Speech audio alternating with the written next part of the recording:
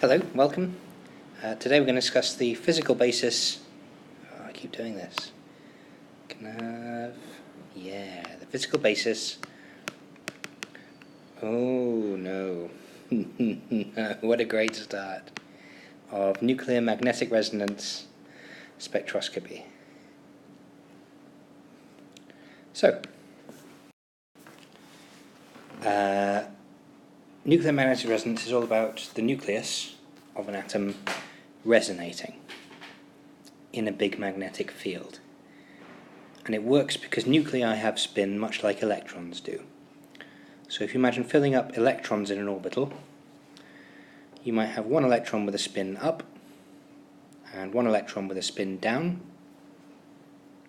These are different spin states which also happen in atoms. So if you imagine the proton, the 1H nucleus, this nucleus can have a direction, have a spin, just like an electron, of either plus a half or minus a half. So it's a fermion.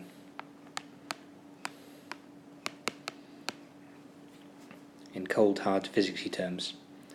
So it could be pointing up, this proton, and it could be pointing down. And in a magnetic field, these two energy states are different. This is the basis of NMR spectroscopy. So, in the absence of a magnetic field, the spin-up proton and the spin-down proton are isoenergetic. They have the same energy. Same energy.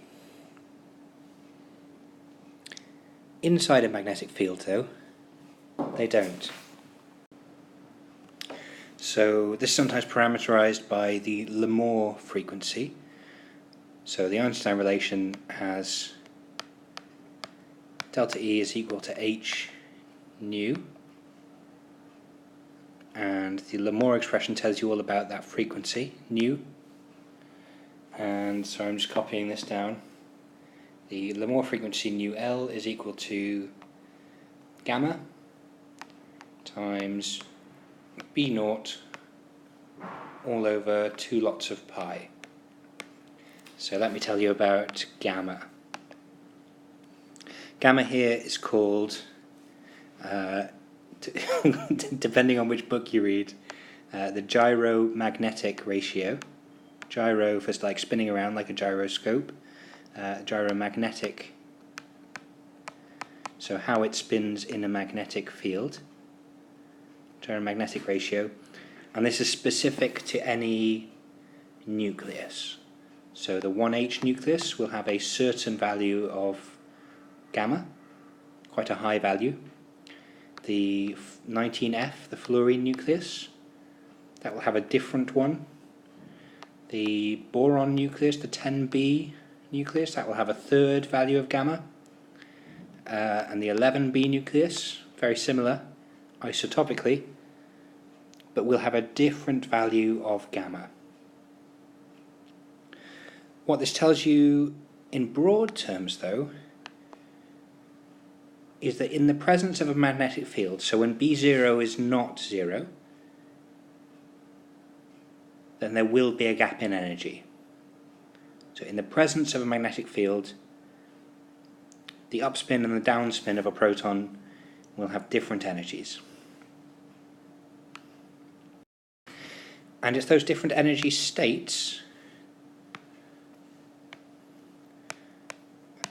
that give rise to nuclear magnetic resonance. So it might be, for example, that the upspin is of low energy, but then you hit it with a magnetic pulse, it flips to the high energy downspin state. Yeah, let's have a time axis, that's classy. So you've zapped it with a magnetic pulse, but then, oh no, it falls down in energy again. And it's this signal here that you listen for on the magnetic frequencies. So this falling back down in energy will release some energy into the system.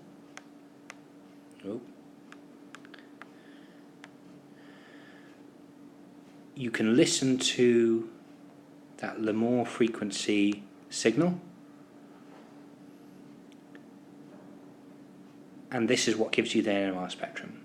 So it's this change in energy that means there is or is not a signal.